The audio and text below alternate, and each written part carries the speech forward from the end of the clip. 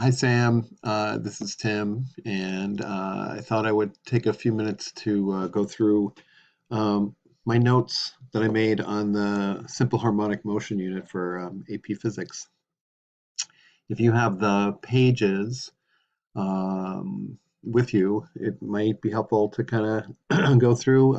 My plan is go through one page at a time and just kind of like share my thinking this way, as opposed to, I don't know, waiting for us to meet at some point. So hopefully you'll find this helpful. One other note, in my smart notebook here, and this little SM here is some kind of watermark that comes up with my version of the notebook when I'm not connected to a smart board. So it's a little bit of a nuisance that I'll have to work around. Okay, let's get started. So we're on Unit 6, Simple Harmonic Motion. The first page here, describing the unit, um, in the unit overview, it just kind of struck me that that this is really intentional on their part to put this harmonic motion stuff in the spot where it is, so that it follows up on things like forces and energy and momentum, and so that you're going to be drawing upon their previous knowledge of those things. Um, and this line here struck me that even in new situations, the fundamental laws of physics remain the same. And so there's sort of an implication there that like they have a lot of background at this point, and it's really helpful to kind of build on that and kind of be explicit that like we're drawing upon older ideas or well-developed ideas. Um, you're really familiar with free body diagrams, I know. I don't know how much you've used energy bar charts, but they explicitly call that out here, and pretty frequently questions in the AP realm are kind of these qualitative questions where like students draw bar charts identifying total energy or kinetic energy or something like that, just kind of estimating the portion of energy that might be kinetic and the portion that might be potential, and so forth. So I have found that to be a pretty helpful um, piece in the past. Um, maybe you've been doing that as well. I guess the only other thing I want to just say here is, if I pull this up a little bit, um, they're asked. It says here they're asked to create force, energy, momentum, and position versus time graphs for a single scenario, which implies that they won't be asking for velocity and acceleration graphs. But I think when we get back into deeper into this, you'll see that there's a little bit of a contradiction here. They will, in fact, be asking students to identify moments where like the velocity is maximized or the velocity is zero, or the same thing for the acceleration. And while it might not be an explicit graph, there's certainly a benefit of being able to make a velocity versus time graph to identify those moments, those max and mins and those zeros. So anyway, it says that there. It seems like it's kind of simple, but I think it's a understatement of what they really want. Speaking of understatements, on the next page where they do the unit at a glance, there's just two parts to it, right? So it seems really simple. The period of simple harmonic oscillators, and then the energy of simple harmonic oscillators. And that could be helpful from an instructional point of view, in that you can kind of separate those things out and focus early on just like figuring out what does the period depend upon before you start thinking about any energy considerations. So that's a nice way, I think, to kind of keep the unit from becoming, I don't know, like all things all the time, all at once, like to just be able to intentionally break out. Okay, let's just take a couple of class periods or a week or whatever it is to think about ideas, or to work with the ideas of just the period of a simple harmonic oscillator before you get into the energy idea. So I would, that's a pretty strong break that they have there, a pretty strong recommendation on their part. I think it makes a lot of sense. Um, but I think in each of these pieces, in both the period and the energy, segments, there's a lot going on. And then On the next page, I don't have much to say other than I think that the sample activities that they're talking about here are all pretty interesting and pretty helpful. Some of them, like what's the one?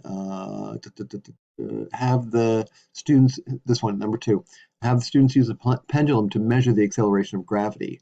You would provide them with the pendulum equation, and they would use different lengths and different masses and so forth to gather data and then try to come up with a value of g based on measuring the periods, measuring the lengths, and so forth, and then seeing what they get for value of g. But you'd provide them with the equation as opposed to them experimentally determining what it was. Okay, so not much more to say there, but I think each of these activities is worth doing. Maybe not all of them, but any single one or any segment of them would be fun and interesting to do, and probably pretty helpful.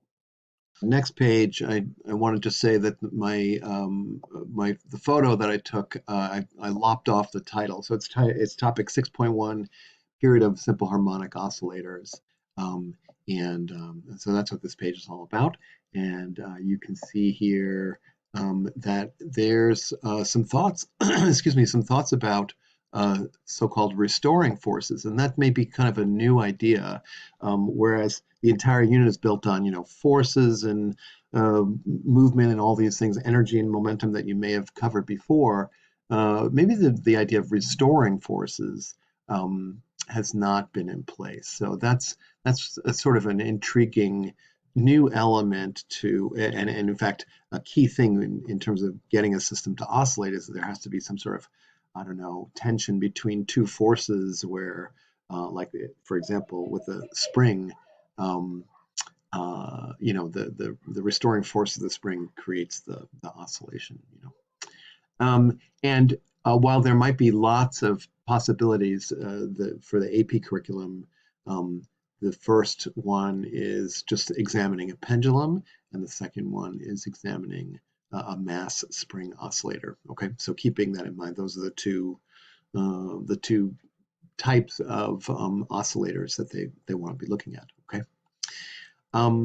So let me scoot down here for a second. I've got other comments, but let me just scoot down here to the relevant equations. Here are the equations for the periods, right? One for the pendulum and one for the spring. And you can see, they have similar formats. There's some give and take, if you will, be the ratio of the length to g, or the ratio of the mass to k, that those are the things that are, kind of in tension with one another, if you will, kind of creating some sort of periodic motion. While you're focusing just on the period, those would be the only things that you might wind up introducing. Okay, and then here on part C, you can see where, while they said earlier they're not interested in graphs of the velocity acceleration, but now all of a sudden they're saying, oh, it'd be helpful to know or to be able to identify minima, maxima, and zeros of position velocity acceleration.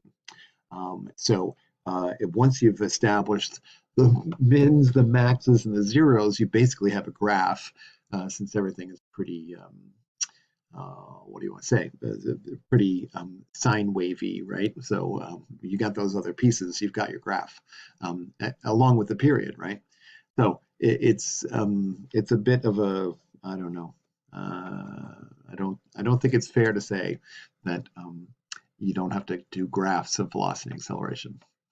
The force and acceleration stuff is going to come from F equals ma, and I wonder if I can kind of move some things around on my screen here.